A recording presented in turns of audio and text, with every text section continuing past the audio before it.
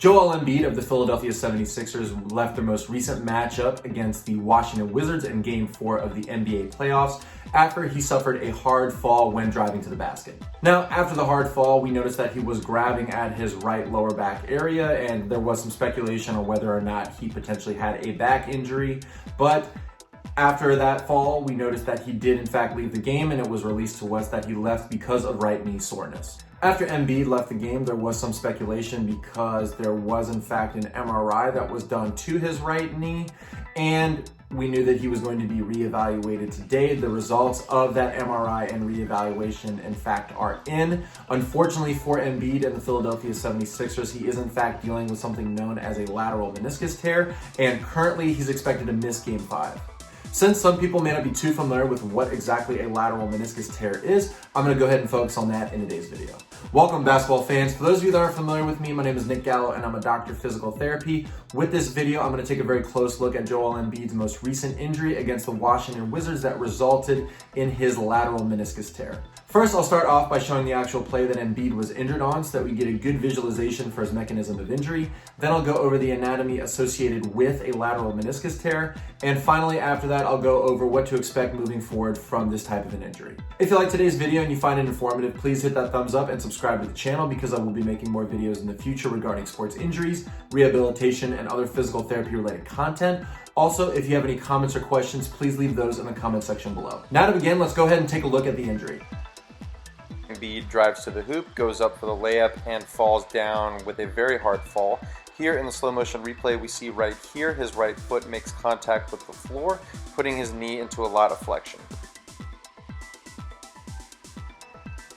Now here I have a model of the knee, and so the knee is formed by the femur bone, which is often associated with the thigh, coming down here, and then we have two bones, one known as the tibia, which is often associated with the shin, coming up here, and we also have that fibula bone, which will also come up as well. Now, there are four very important ligaments that are located within the knee that contribute to overall knee stability when they are intact. The first one, of course, is the anterior cruciate ligament, or the ACL for short. Then we have the MCL, or the medial collateral ligament, right in through here. Then the LCL, or the lateral collateral ligament. And finally, we have a ligament known as the PCL, or the posterior cruciate ligament.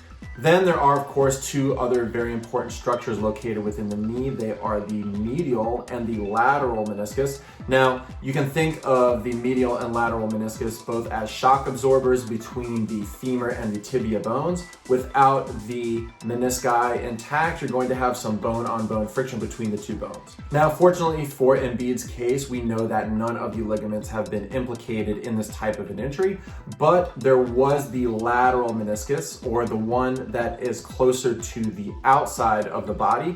And this is one, it's really easy to remember where it is. So if you look at the inside or medial portion of the knee, this is known as that medial meniscus.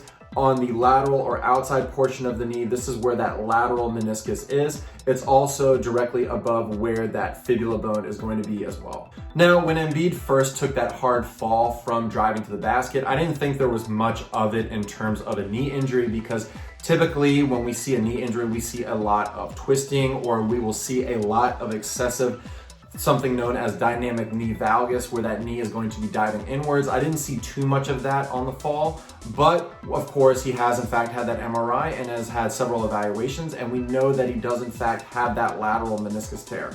As of right now, sources are saying that the meniscus tear is in fact a very small one, and as of right now, Embiid is projected to be day to day. But going back and looking at the injury again, we can kind of see the moment where this is going to put a lot of stress on the meniscus. Now, there was one instance during the hard fall where we saw Embiid's knee go into a rapid amount of flexion. This is, of course, as he's falling to the ground, and he doesn't seem to have a lot of muscular control in that right leg. It comes down and it really just goes into that bending motion.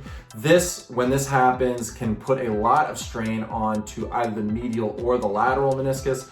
One thing that's also really important to note is that it kind of looks like his knee dives inward a little bit. Now, it doesn't look like he's going into that full dynamic knee valgus that we see oftentimes with so many of the ACL injuries, but if someone's knee, of course, is diving in, you can see here on this model, this is going to reduce the space in that lateral compartment where that meniscus is. So if you think about the fact that all of his body weight is coming down, it's going into that rapid bend or that rapid flexion in the knee while narrowing that space for the lateral meniscus. This makes sense that this most likely was the moment that he did in fact tear the lateral meniscus.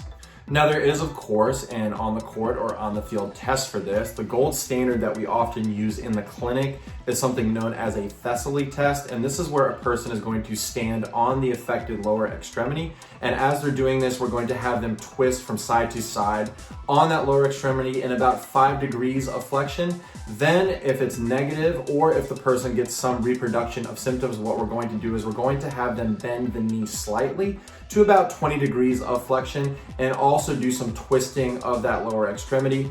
If pain is reproduced and the person is feeling some locking or catching sensation, usually this is a positive test for a meniscus injury.